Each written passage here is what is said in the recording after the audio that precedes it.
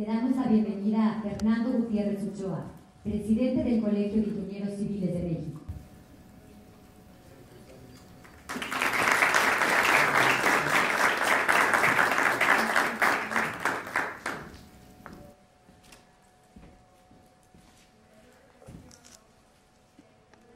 Víctor Legorreta, socio director general y de diseño en Legorreta.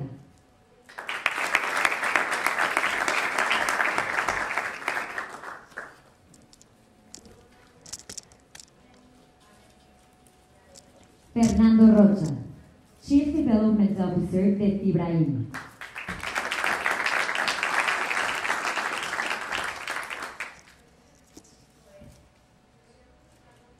Como moderador, Arturo Bañuelos, vicepresidente ejecutivo de JLL.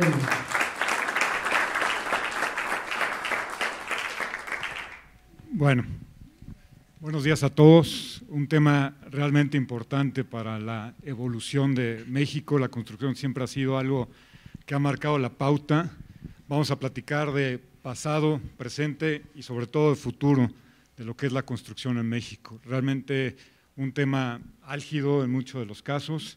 Queremos que sea una conversación, queremos que sea una plática entre amigos todos, por supuesto, y por supuesto si hay polémica, pues qué mejor, ¿no? Aquí yo creo que, como insisto, son temas que debemos ver con mucho profesionalismo y ver para adelante. Al final de la plática lo vamos a abrir a alguien que quiera dar alguna opinión o alguna pregunta aquí con los aquí presentes.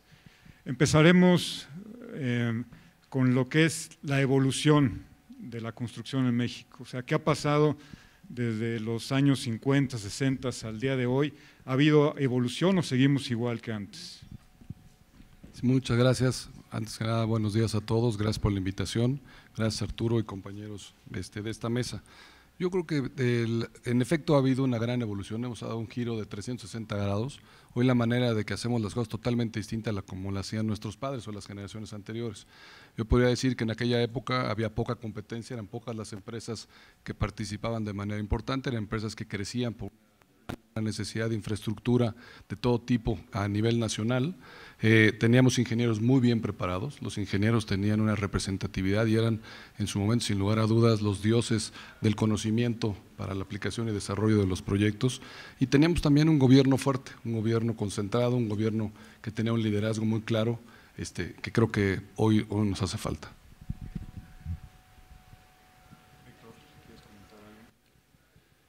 Bueno, yo estoy muy optimista, creo, con la construcción en México. Creo que siempre ha sido un país de constructores. Creo que los mexicanos nos gusta construir. En el caso de la arquitectura es curioso que la gente opina de la arquitectura continuamente. Nosotros acabas en una cena y todo el mundo te pregunta, te critica tu edificio que hiciste, le interesa que su casa esté bonita, que su departamento, que sus oficinas.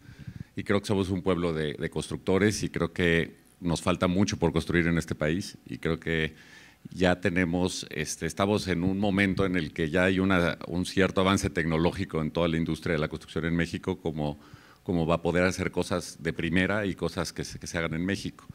Creo que lo que me gustaría ver más o nos hace falta más a lo mejor es más contacto entre lo que es la gente de diseño, tanto en ingeniería como en arquitectura, con los fabricantes y con los constructores. Creo que, por ejemplo, ahorita nosotros acabamos de empezar una relación con Elvex, de decir, oye, ¿por qué no sacamos una línea que sea Legorreta y diseñamos unos manerales y toda una línea de muebles de baño en Legorreta? Y eso se puede hacer pues con ventanas, con estructuras, con pisos, y creo que yo eso lo veo como una oportunidad de decir, oye, pues ya tenemos esa infraestructura tecnológica en México, ya no somos un país que no tenga esos recursos, y creo que es ver cómo podemos entablar esas conexiones entre lo que es los diferentes actores de la construcción para hacer cosas de primera en nuestro país, ¿no?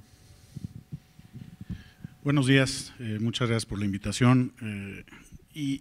Yo comentaría un poquito desde una óptica diferente, y me refiero a la óptica de cómo se detonan los proyectos de construcción, de desarrollo. Hace 30, 40, 50 años, pues típicamente era, vamos a decir, capitales privados, gente con alto poder adquisitivo que hacía una inversión en un edificio oficinas, de departamento, un centro comercial. Y creo que estructuralmente lo que ha cambiado de manera radical es la forma de fondear estos proyectos. Creo que hay dos momentos en la historia relativamente reciente de México que marcan el momento en el que estamos hoy. Uno viene cuando se aprueba a principios de los 90, si no me falla la memoria, la ley del ahorro para el retiro, con lo cual se empieza a generar unas bolsas enormes de capital que está buscando generar un retorno que tiene ciertas reglas de inversión, tiene ciertas características de cosas en las que se puede invertir ese dinero, además de CETES, para generar un rendimiento incremental, y se empieza a acumular esa riqueza a lo largo de 10, 12, 15 años. Y viene otro momento muy importante que se relaciona de manera íntima con esto, que es cuando se regulan en diferentes momentos, pero que de alguna forma son parte de una cadena. Por un lado, la ley de certificados de desarrollo, los famosos CECADES, y por otro lado, la ley de fibras. Y esto lo que hace es que crea los vehículos para que ese dinero institucional de Afores tenga salida para el desarrollo de infraestructura y desarrollo inmobiliario en general. Los principales inversionistas en CECADES y en fibras son las Afores, con sus diferentes bolsas de dinero dependiendo del tipo de riesgo que pueden correr. Y eso le ha dado acceso al sector inmobiliario a esas enormes cantidades de dinero que buscan proyectos de alta calidad, pero que también exigen estándares de diseño, de construcción y de operación de alta calidad. Y creo que eso también es parte de lo que ha cambiado de manera estructural y muy aceleradamente la realidad de la industria de la construcción y el desarrollo inmobiliario en México. Digo, sin duda aquí estamos hablando prácticamente todo de industria privada y creo que ahí sí ha habido un cambio radical en el sistema de cómo estamos construyendo, cómo estamos diseñando. Ojalá pudiéramos esto permearlo a la industria, al sector público, que sí ya da esbozos de que se puede hacer. Creo que hay cosas que se han hecho muy bien en México, pero hay mucho que hacer en temas de corrupción, no hay planeación en México, no existe certeza de a dónde van los fondos, etcétera. Entonces yo creo que este ejemplo que está dando la iniciativa privada, tomando a lo mejor como base algunos países extranjeros, es importante poderlo llevar a cabo también en el gobierno, ¿no? Lo cual me lleva, empecemos contigo, Víctor. En México tenemos ya la tecnología, tenemos la capacidad técnica para hacer proyectos de clase mundial, en infraestructura, en edificación, en cuestiones industriales, etcétera, o todavía estamos muy lejos de poder diseñar en algún otro país. No, yo creo, estoy convencido de que sí ya tenemos la tecnología, que tenemos la capacidad para hacer proyectos de clase mundial. Digo, con Arturo nos tocó trabajar en la Torre Vancomer. Creo que estamos muy orgullosos de ese proyecto y creo que es un edificio, no porque lo hayamos hecho nosotros, que fue toda una labor de equipo, pero es un edificio que se puede comparar con cualquier edificio de oficinas del mundo y nos orgullecemos de eso, ¿no? Creo que lo que sí, obviamente tenemos que responder a la parte de cómo se están dando el financiamiento. O sea, creo que antes, a lo mejor en la época de nuestros papás, si convencías al picudo y el picudo era un capricho del picudo y entonces hacías el edificio que quisieras, o al político o a quien sea. Ahorita el proyecto que no es negocio, pues no se hace, ¿no? Entonces nos pasa que los proyectos a nosotros les tienes que dar, a lo mejor son más vueltas durante el proyecto. Afortunadamente hay tecnología como por ejemplo el BIM o todos estos sistemas que puedes modelar el proyecto antes en computadora, presupuestarlo y ver si funciona. Nos ha tocado últimamente que de repente te dan los números, no te dan, pues vamos a volver otra vez a la mesa y volverlos a hacer. Y creo que eso es sano porque estás haciendo proyectos que ya no son elefantes blancos, que muchas veces antes hacías un proyecto y decías, híjole, pues se le acabó el dinero y entonces ya no hay cómo mantenerlo, sino ya lo puedes modelar antes de construirlo. Creo que el tema principal es cómo podemos hacer, en mi opinión, mejores ciudades y no nada más mejores edificios. Entonces tenemos que tratar de trabajar más en equipo, pues obviamente entre ingenieros, arquitectos, entre desarrolladores, pero también con el gobierno. Y esa línea yo no sé cómo, pero todavía no se rompe. Y creo que en México hay grandes edificios, pero nuestra ciudad todavía deja mucho que desear. Entonces tendremos que pensar en cómo lograr eso, cómo lograr que hagamos realmente mejores ciudades y no nada más mejores edificios. Sí, aprovechando, qué bueno que tocan el tema, porque yo no quiero ser pesimista, al contrario, creo que tenemos grandes oportunidades hacia adelante, pero sí tenemos que diferenciar cómo ha tenido éxito la iniciativa privada y el sector inmobiliario en México, y hoy seguramente es un gran modelo a nivel internacional. ¿Por qué? Porque ahí tenemos el Corredor Reforma y muchos que estamos viendo cómo sí se pueden hacer las cosas, y no nada más en la propia Ciudad de México, sino a nivel de la República Mexicana. Pero yo creo que ahí es en donde nos separamos la iniciativa privada del gobierno. El gobierno empieza a tener acciones totalmente distintas y el manejo de la infraestructura de manera general cambia. Empiezan a tener intereses diferentes a los que están asociados a los intereses de los empresarios, y es en donde empiezan a darse las cosas o las situaciones que hoy estamos viviendo y que son un gran reto. Esto que menciona Víctor de las ciudades, pues en efecto tenemos que verlo así, porque tú puedes decir un edificio de 50 pisos, 40 pisos en la Ciudad de México, ¿qué impacto va a tener a las colonias, a la delegación, al Estado si es que es la zona conurbada, si fuera el caso de la Ciudad de México? Pues es un impacto importante y tenemos que verlo a lo mejor al revés. Tenemos que ver hacia dónde queremos nosotros tener nuestras ciudades, qué es lo que queremos de nuestras ciudades, y en base a eso poder desarrollar la estrategia que permita que lleguemos a esa ciudad objetivo. Y aquí lo menciono y aprovecho para decir, en México la planeación se dejó de hacer hace 20 años. Y si fijamos, hace 20 años que dejó de hacerse la planeación de manera formal, es cuando perdimos los cuerpos técnicos en las distintas dependencias y en las entidades estatales y municipales. Al no tener cuerpos técnicos en las dependencias, ¿con quién podemos gestionar, con quién podemos negociar los proyectos en el sentido objetivo y transparente para que se permita el desarrollo de esas ciudades y de esas megápolis o zonas conurbadas que generan grandes megalópolis, ¿no?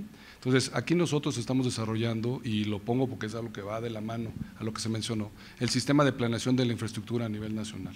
Estamos buscando tener de nuevo, el que podamos tener no solamente una cartera de proyectos que se desarrollen, proyectos de infraestructura, sea carretera, portuaria, aeroportuaria, que permitan un desarrollo focalizado, localizado, no, cómo se van a comunicar entre ellos, o sea, qué integración tienen, y entonces es en donde participan los distintos niveles de gobierno, donde participa la academia, participa la investigación y participa muy importantemente el sector privado. Hoy no hay un capital en el gobierno en el gobierno federal, no existen los recursos de manera importante como poder desarrollar la infraestructura que el país de nosotros, que tenemos hoy, se requiere. Estamos hablando que hace 50 años éramos 40 millones o 50 millones de habitantes, hoy somos 120 millones de habitantes y las necesidades que tenemos de infraestructura de cualquier tipo pues han rebasado por mucho la capacidad del gobierno y la capacidad del sector privado por no estar en coordinación con el gobierno. Entonces, una metodología de planeación en ese sentido creo que nos puede traer una ventaja muy interesante, en la cual podríamos nosotros, visualizando un país al 2045, al 2050, tener la estrategia y la táctica para poder lograrlo en conjunto, iniciativa privada, gobierno y las propias universidades. Fernando, ahorita los inversionistas, ¿qué es lo que buscan?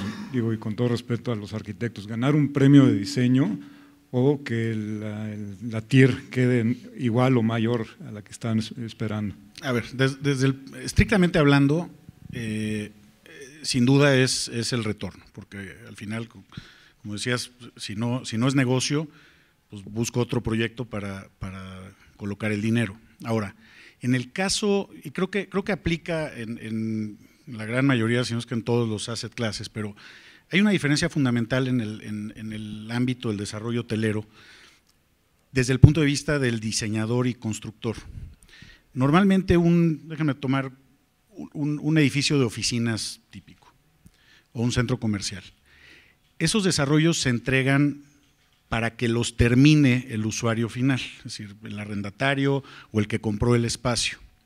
En el caso de un hotel, el desarrollador tiene que entregarlo con el jabón puesto y el shampoo puesto y las toallas colgadas, como digo yo, el papel de baño ya en los baños, ¿no? Ese tramo de equipamiento es sumamente complejo, desde la fase de diseño hasta la fase de la entrega. Y ese es uno de los grandes retos. ¿A qué voy con esto? En nuestro proceso de evaluación de la TIR, no solamente entra, es decir, no es escojo la TIR o escojo el diseño, van de la mano. Porque además yo lo que estoy diseñando es un hotel que tiene que apegarse a ciertos estándares.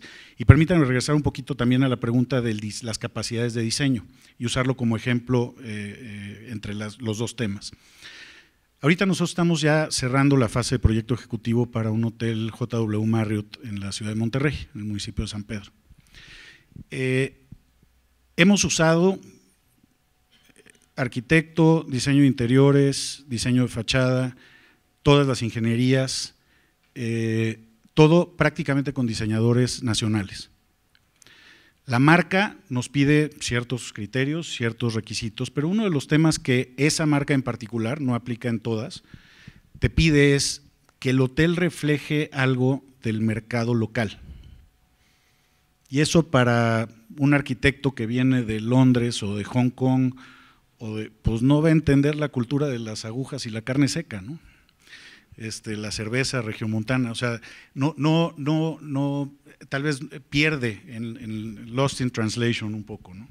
Entonces nosotros optamos por irnos con diseñadores nacionales y la verdad es que pues estamos muy contentos con el diseño. Espero que cuando abra el hotel y tengan oportunidad de visitarlo en unos años opinen lo mismo, pero al final nuestro cálculo de TIR tiene que ir basado en que cumplimos con la promesa de la marca, y esa promesa de la marca en gran medida está basada en el diseño del producto y después en la operación, en el servicio, en la calidad de las instalaciones, del mantenimiento, de la calidez del servicio, etcétera, pero el diseño juega una parte fundamental. Entonces no lo podemos divorciar.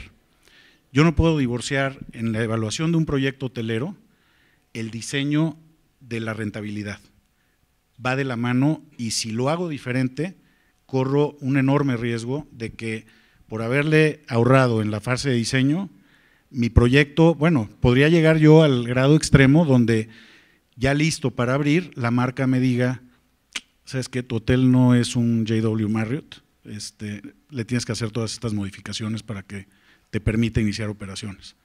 Entonces, son cosas que no se puede jugar con eso, ¿no? No, y sin duda, todo lo que mencionaron los tres es planeación, ¿no? Y es establecer muy bien los objetivos, establecer muy bien los retos a los que se van a enfrentar, ver si es factible construir en ese terreno, ¿no? Si hay los servicios, etcétera. No encontrar sorpresas al 5 para las 12 que ya se va a entregar, oye, costó el triple y vamos a tardarnos otra vez otros 3 meses, etcétera. Digo que la fase de planeación es básica en cualquier proyecto y es lo que vemos que no se da mucho en el sector gobierno.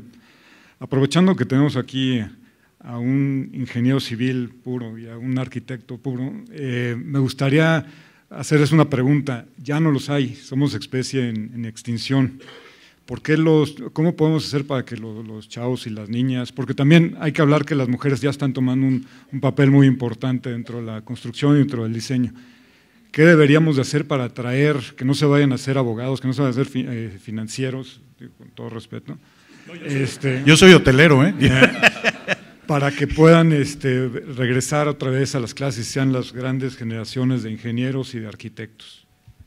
Sí, mira, creo que un tema muy importante y que hemos olvidado también en el pasado y tenemos que seguir reforzando para recuperarlo es el tema de la vinculación escuela-industria. Cuando tú tienes la oportunidad como estudiante, y no tiene que ser en la época de la licenciatura, puede ser previo, de visitar ciertos proyectos en los cuales te interese, te motive, te contagies de esa emoción de estar ahí al frente, pues haces que obviamente tu perspectiva cambie. ¿Qué es lo que estamos nosotros buscando, por ejemplo? Firmamos convenios con las 11 universidades en la zona metropolitana que tienen la carrera de Ingeniería Civil, con la idea de que puedan hacer sus prácticas profesionales en el aeropuerto, en el nuevo aeropuerto de la Ciudad de México. Esto con la idea de que al final estos jóvenes o estas nuevas generaciones de jóvenes puedan acercarse y trabajar en distintas áreas. El nuevo aeropuerto tiene cualquier especialidad que te imagines, todas las que tenemos o que se consideraban como especialidades de la ingeniería civil pura que mencionas. Entonces, en ese sentido lo estamos haciendo y lo que buscamos es contagiar. Estamos queriendo que crezca al tema de los arquitectos, que crezca al tema de otras profesiones, que se puedan acercar a los proyectos, a los grandes proyectos que como país y como ciudad o gobierno centralizado estamos buscando, precisamente para contagiarlos. Estamos ahorita en el Congreso de Ingeniería Civil, que va a ser en marzo del 2018, y no es comercial, pero espero que estén ahí. Estamos haciendo concursos para los jóvenes de primaria, con la idea de que puedan imaginarse, que puedan dibujar. Toda la SEP colabora con nosotros, todas las primarias de la zona metropolitana, se está lanzando una convocatoria para que puedan dibujar lo que significan para ello infraestructura, o qué te falta en tu colonia, o qué te falta en tu casa, con la idea de que a través de un dibujo puedan sensibilizarse y tratar de participar y acercarse a lo que significa la infraestructura de manera general. Estamos buscando que esa generación en 20 años, incremente el número de ingenieros o incremente el número de especialistas que puedan estudiar las carreras que necesitamos para desarrollar el futuro de nuestra nación. Sí, voy a contestar la pregunta retomando un poco el ejemplo de lo del JW Marriott. Me recordó que ahorita estamos haciendo un Four Seasons en el Pacífico y fue exactamente lo mismo. O sea, Four Seasons hizo un estudio hace como 2 años con una de las compañías que le hace estudios a Apple y a Google y a todas las empresas de tecnología de hacia dónde debía ir Four Seasons. Y 2 de las cosas que le recalcaron, es decir, los huéspedes ya buscan un carácter local en sus hoteles y buscan también un énfasis en el diseño. Entonces, afortunadamente, pues el Four Seasons dijo, no, pues entonces este hotel lo va a hacer con arquitectos mexicanos y que sea mexicano y que tenga un buen diseño.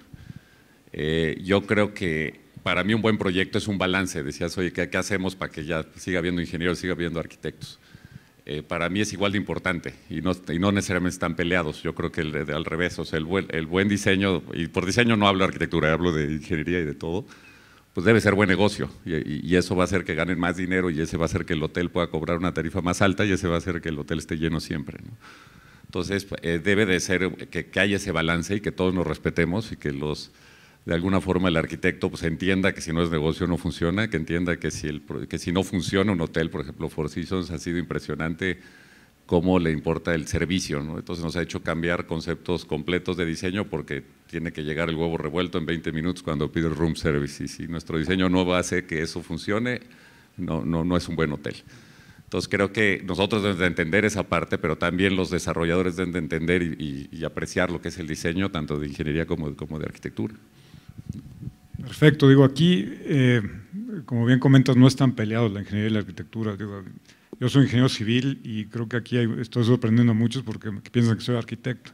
No por como diseño, ahí sí no tengo que ser, pero realmente yo creo que es un trabajo en equipo, es algo que sí hace 20 años creo que había generaciones, por ejemplo en la Ibero, de 2 personas en ingeniería civil, ha retomado el tema y yo creo que debemos de ver cómo podemos lograr que haya gente que se quiera dedicar a construcción y que le guste, que esté apasionado como son el caso de ustedes, ¿no?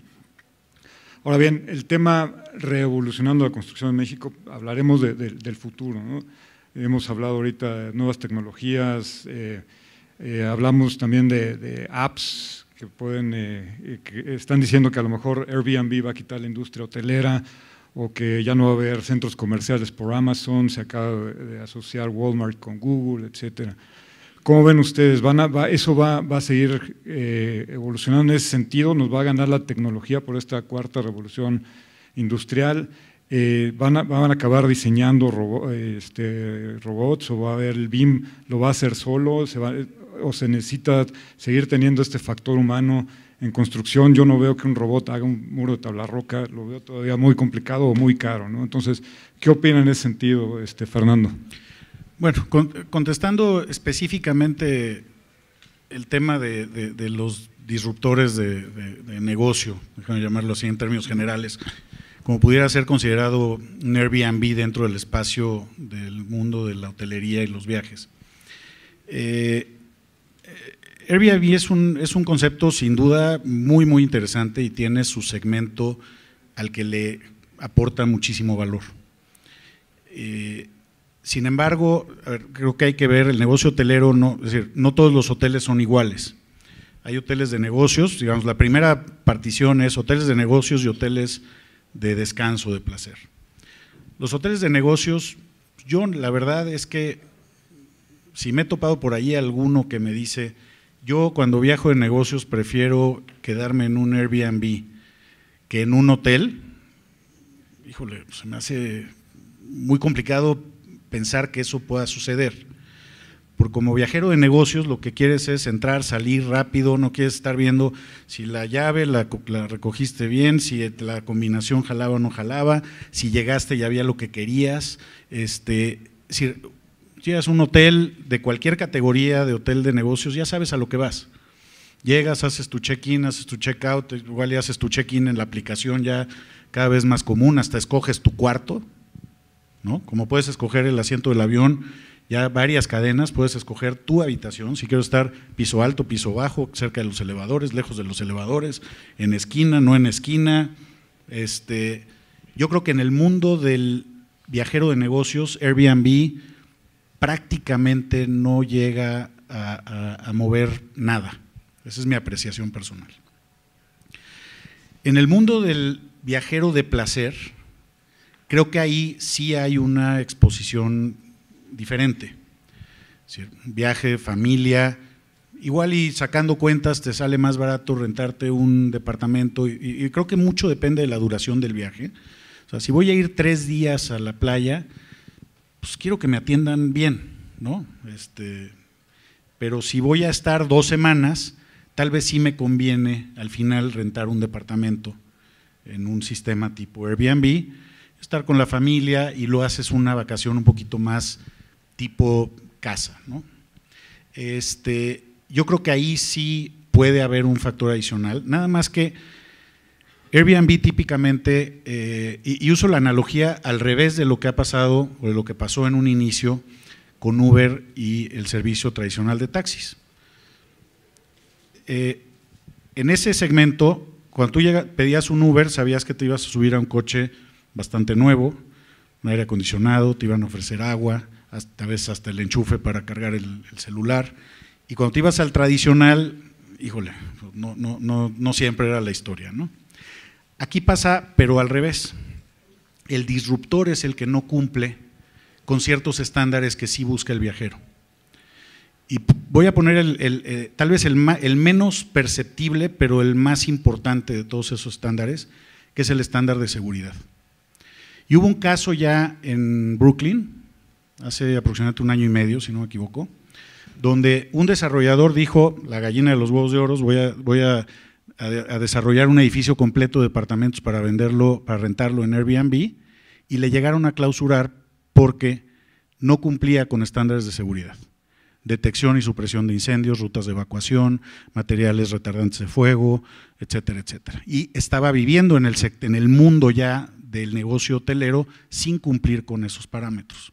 O sea, la gente que le da valor a esos estándares y muchos otros, de diseño, de equipamiento, de una serie de temas, sí los ahuyenta. Déjenme cerrar el tema de Airbnb con un dato. En la Ciudad de México, la ocupación hotelera de 2016 fue la más alta de la historia registrada, arriba del 68%. Airbnb, toda la base de Airbnb en la Ciudad de México tuvo una ocupación del 18% anual. No está disruptiendo todavía en un lugar como la Ciudad de México.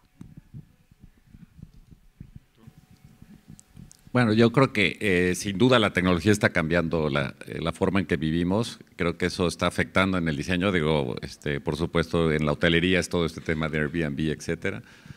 Yo en las ciudades veo que por razones obvias cada vez tenemos menos espacio y nuestras ciudades van a ser más verticales. Digo, tenemos más población, seguimos creciendo económicamente y ya no tenemos hacia dónde crecer. Entonces, sí hay un cambio fuerte, creo, en todo el mundo y en México en particular de ciudades más verticales, de proyectos más de usos mixtos, y tenemos que ver cómo podemos hacer proyectos que no bajen la calidad de vida o que se adapten a esa nueva calidad de vida, pero que tengan, que vivan en centros urbanos. Creo que, pues, por ejemplo, nos tocó hacer Millana, que está ahí en la Nueva Granada, y es toda una transformación, y es gente que, los famosos millennials, que también están dispuestos a vivir en un departamento mucho más chico, pero que ya no usen coche, que tengan el centro comercial abajo, que tengan cerca donde trabajan, y que ya estés vendiendo pues mucho más un estilo de vida o una forma de vida y no tanto cuántos metros cuadrados tienes. Creo que eso sí está cambiando, definitivamente, y está cambiando en los proyectos que se están desarrollando en el futuro, ¿no? Sí. Y hablando también de tecnología, yo en ese sentido estoy convencido que hoy hay materiales, hay características, procedimientos, incluso constructivos, que han cambiado lo que normal o tradicionalmente veníamos haciendo. Hoy hay manera de acelerar las cosas sin sacrificar la calidad, siempre hablando de que tenemos que cuidar esa calidad precisamente por la seguridad del usuario, que creo que no tenemos que olvidarlo. Y en ese sentido, y aprovechando que está aquí Víctor y obviamente Fernando desde el punto de vista inmobiliario, pues creo que tenemos que estar muy conscientes que hoy la ciudad es una ciudad de 9 millones de habitantes, la Ciudad de México, y le damos servicio a 22 millones de habitantes. La mayor parte de la gente dejó, es más, está decreciendo la población en la Ciudad de México, porque es tan cara la vivienda en la zona centro que se están yendo a los estados conurbados. Eso está implicando que la ciudad tenga que reaccionar al doble de usuarios de los servicios que tenemos, de los que realmente habitan puestos en la ciudad. Es un tema que es planeación. Entonces, sabemos que la Ciudad de México es en donde se quieren desarrollar los grandes edificios, en donde se quieren hacer los grandes proyectos inmobiliarios. Yo lo que les digo es que tenemos que trabajar en conjunto con las autoridades para lograr que los proyectos no nada más sean sustentables, como se ha dicho hoy por norma, que tengan que cumplan la normatividad existente, sino que realmente buscando la calidad y satisfacción de los usuarios o de los que van a vivir en ellos o habitarlos como oficinas, siempre tengan conceptualizado el que podemos nosotros lograr los cambios en las políticas públicas y trabajar en conjunto para tener servicios. Hoy dependemos, por ejemplo, el 100% casi del agua que utilizamos en la zona metropolitana viene del Estado de México. No estoy hablando de lo que estamos sobreexplotando los acuíferos, eso tarde o temprano se va a acabar. Vamos a depender 100% de un Estado que si por algo, por partidos o lo que sea, no está de acuerdo con la Ciudad de México, vamos a tener problemas y los inmobiliarios lo van a sufrir. Entonces, en ese sentido, creo que tenemos que buscar regresar a lo que mencionamos desde el principio, el tema de planeación. Tenemos nosotros que hacer un desarrollo urbano integral, en el cual estemos buscando las distintas escalas y digamos, ¿cómo queremos las ciudades hacia adelante? Ciudades inteligentes, ahí está la tecnología, va a haber ciudades inteligentes, se van a operar, se van a controlar, el tema de flujo, movilidad, conectividad, todo va a estar operado por sistemas. En ese sentido, seguramente vamos a seguir avanzando en el punto. Ahora, ¿cómo podemos nosotros también influir? Pues actualicemos nuestras normas, tenemos una ley de obra pública, por ejemplo, pues que está totalmente desfasada, no es una ley actual, no es una ley que permita el tipo de desarrollos que estamos realizando, está hecha para hace 30 años. Pues tenemos que trabajar y tenemos que gestionar con las autoridades, que es algo que nos hace falta mucho al sector privado, el involucrarnos y comprometernos para poder hacer esa gestión y que se generen las políticas públicas que nos permitan hacer los edificios que al final nos darán esa rentabilidad, una rentabilidad que debería estar asociada con el beneficio también del usuario, porque si no, el usuario no regresa, ¿no? Aquí lo que tenemos que ver es que tenemos que diseñar y construir para los seres humanos, no vamos a diseñar y construir para las máquinas. Y por lo mismo, eso lo tienen que hacer seres humanos, ¿no? Yo creo que en mi punto de vista no hay manera que el factor humano se vaya a sacar de estas actividades, sin duda. Sí hay que aprovecharlas, hay que usarlas, pero hay que tomar lo mejor de Paso ahorita a abrir la plática, si alguien quiere comentar algo, si alguien quiere preguntar algo. Estamos abiertos. Muchas gracias. Me llamo Fernando Álvarez Toca. La regulación ha ido evolucionando para traer nuevos inversionistas institucionales al sector y creo que eso ha sido muy bueno y va a impulsar mucho el sector. Pero luego yo veo lo que sucedió en otros países más desarrollados en México, donde hay más Estado de Derecho, como Estados Unidos y España, ¿no? Y digamos, la poca protección que se le dio a esos inversionistas que son ahorros de trabajadores, etcétera. ¿Qué opinan las personas del panel de si México estamos listos para traer ahorro de las Afores al sector y si esos ahorros van a estar bien protegidos, digamos? Eso ya está pasando. De hecho, los principales inversionistas en las fibras, por ejemplo, son las Afores. En muchos de los SECADES también las Afores están atrás. De hecho, me gustaría platicarles, no puedo hablar de específicos todavía porque no lo hemos hecho público al mercado de valores, pero puedo darles el esquema general con el que estamos nosotros armando y ya trabajando sobre un pipeline de proyectos hoteleros para los próximos 3 a 5 años de manera muy importante y por montos importantes de inversión. Somos la primera fibra que hemos buscado hacer alianzas precisamente con otro tipo de inversionistas institucionales. Y permítanme meterme un poquito en el detalle. Las fibras son vehículos creados para la parte, entre comillas, aburrida ya del ciclo del negocio. Es decir, cuando el negocio ya se construyó, ya estabilizó su rendimiento y entonces se convierte en un negocio bien aburridito, donde te está dando tu rendimiento y cada trimestre distribuyes a tus inversionistas su dividendo, ¿no? Esas son las fibras. Ahora, ¿qué ha pasado? Que por la necesidad muchas fibras se han metido a desarrollar. Y ahí las reacciones han sido, en el desarrollo puedes tener retornos más altos, pero la fibra no es un vehículo que haya sido diseñado para ese apetito de riesgo. Entonces se desvirtúa, y cuando existe un vehículo creado para el apetito de riesgo, como las CKDs, pues en realidad poco sentido hace que una fibra se ponga a desarrollar. Ahora, nosotros analizamos en el segmento puramente hotelero lo que pasó en un mercado muy maduro como el de Estados Unidos.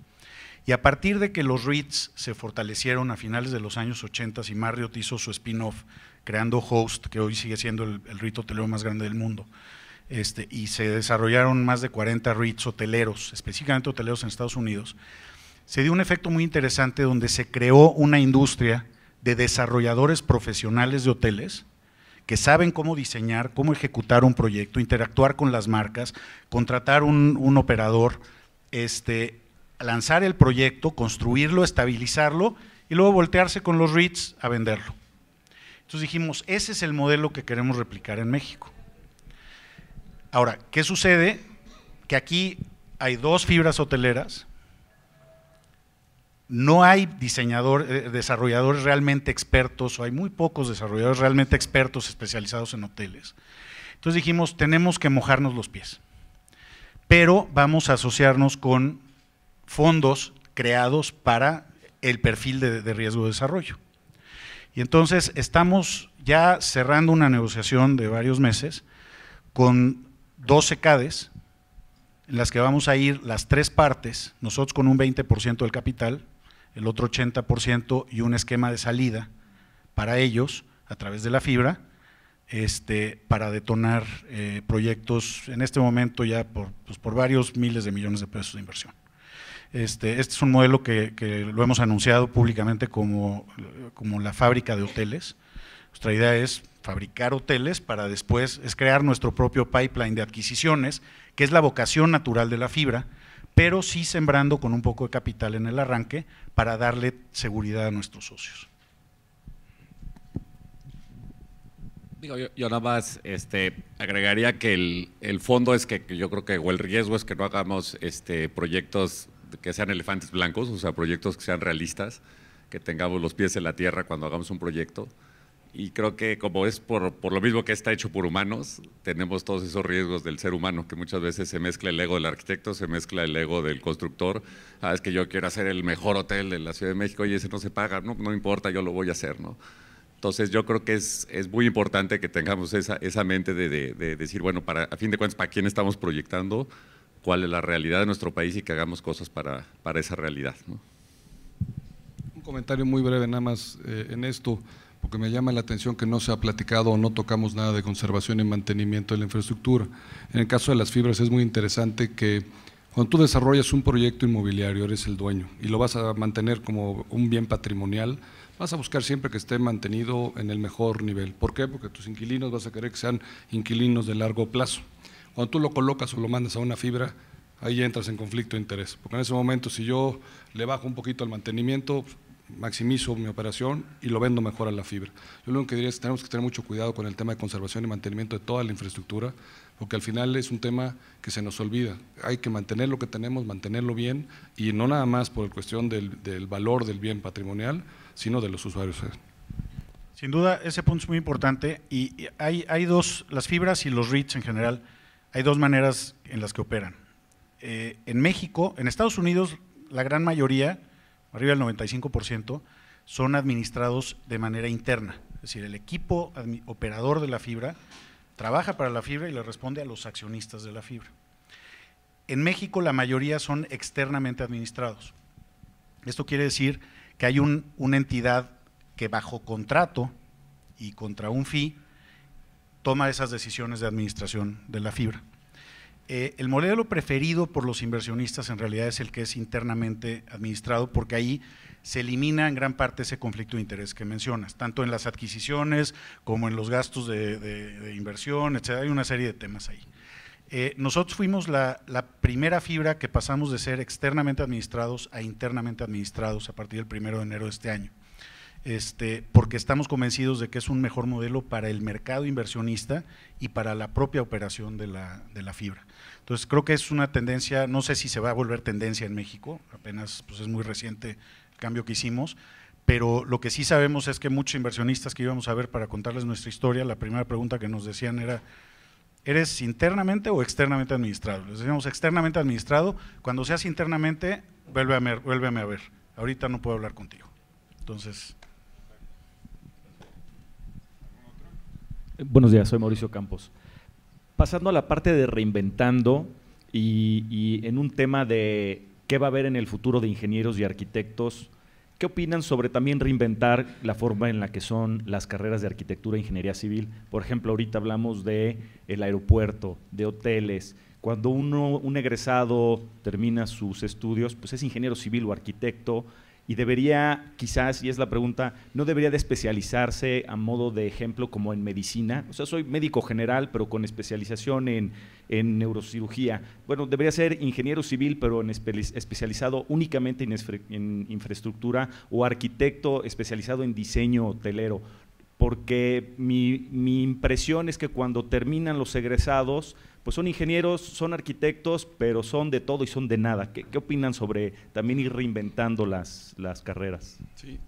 En ese sentido te puedo comentar, dentro del Colegio de Ingenieros Civiles tenemos un consejo académico, en donde están los rectores de las 11 universidades que están en la zona metropolitana, como mencionaba anteriormente, y principalmente los directores de la Facultad de Ingeniería, que es en donde nosotros tenemos que ver. Ahí lo que estamos buscando es modificar y actualizar los planes de estudio para que sean acordes a la realidad del mundo, o sea, a lo que estamos viviendo hoy. Pero es muy importante mencionar que no debemos de diferenciar o buscar especializarlos antes de tiempo.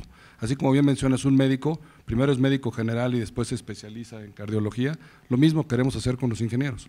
Es un ingeniero civil completo y se puede especializar después en hidráulica o en cualquier otra actividad de desarrollo profesional. Es muy, muy importante que mantengan esa base de ciencia y conocimientos completa y no se empiece a deteriorar en carreras técnicas para ser especialistas en un punto particular. Sí, yo creo que, digo, sin duda cada vez es más complejo la construcción, cada vez es más complejo los proyectos y no puedes saber de todo, ¿no? Entonces sí hay cada vez más especialistas, ¿no? O sea, hay especialistas en iluminación, especialistas en interiores, especialistas en fachadas, etcétera. Y creo que eso es una oportunidad y creo que definitivamente en las carreras hay que enfocarle que todos esos son igual de importantes, que no nada más el gran arquitecto es el único importante, sino realmente tú puedes ser parte de todo un equipo y tener la misma importancia dentro de todo el equipo.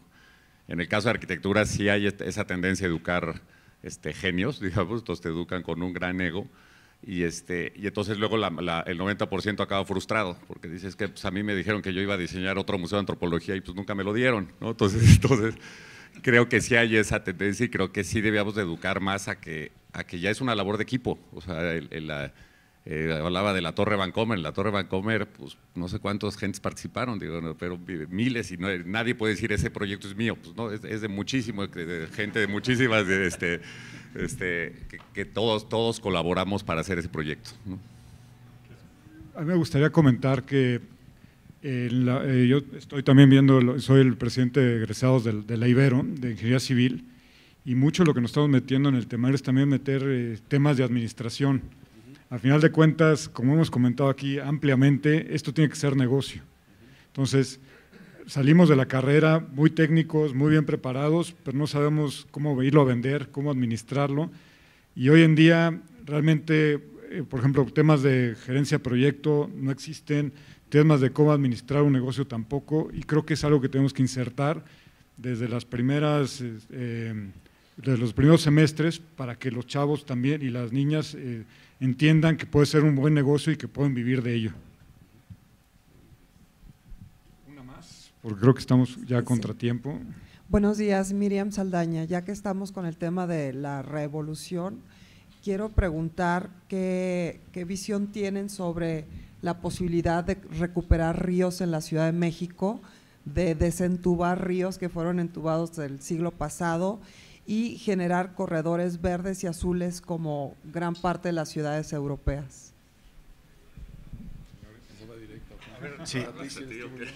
Si quieren, yo contesto desde el punto de vista de mercado y hablando específicamente del mercado turístico y estas zonas en general como atractivo. Creo que sería maravilloso que existiera un proyecto de ese tipo. Yo creo que las ciudades tienen que seguirse reinventando y parte de esa reinvención creo que tiene que pasar también, aunque haya por ahí alguien que no cree en eso, pues por el tema ecológico, ¿no? Yo creo que eso se vuelven centros, vemos zonas como lo que ha pasado en el Meatpacking District de Nueva York, donde hicieron este parque aéreo arriba y todo lo que ha detonado abajo de desarrollo, etcétera, reinvención, rediseño de rescate de edificios viejos, bodegas, y yo creo que eso sin duda aportaría muchísimo, más allá del tema ecológico puro y de sustentabilidad, simplemente desde el punto de vista de hacer de México una ciudad todavía más atractiva de lo que es hoy desde el punto de vista turístico, creo que sería extraordinario. ¿Por qué? Porque, ahora visto desde el punto de vista de negocio, México, hablaba yo de una ocupación del 68%, esa es la ocupación tope que puede aspirar típicamente una ciudad, de su mercado hotelero, depende principalmente de negocios. Eso quiere decir que está lleno de lunes a viernes y los fines de semana anda un 35-40 de ocupación.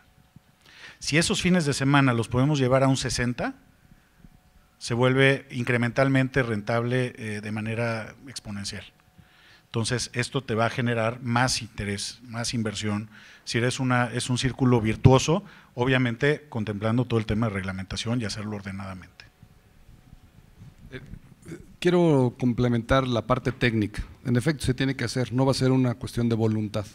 Hemos visto que los efectos climatológicos o los cambios climáticos que tanto se mencionan a nivel mundial están afectando de nuevo y pegando a las ciudades. Lo que pasó en Estados Unidos es un tema de que la infraestructura que tienen estuvo estudiada para periodos de retorno de 50 años, cuando hoy se está pensando en la modernidad, periodos de retorno de 1000 años. En donde estamos hablando nosotros cómo podemos diseñar ciudades como la actual. Sabemos que en la Ciudad de México tenemos un hundimiento mientras mantengamos la explotación de los acuíferos, que no lo vamos a frenar.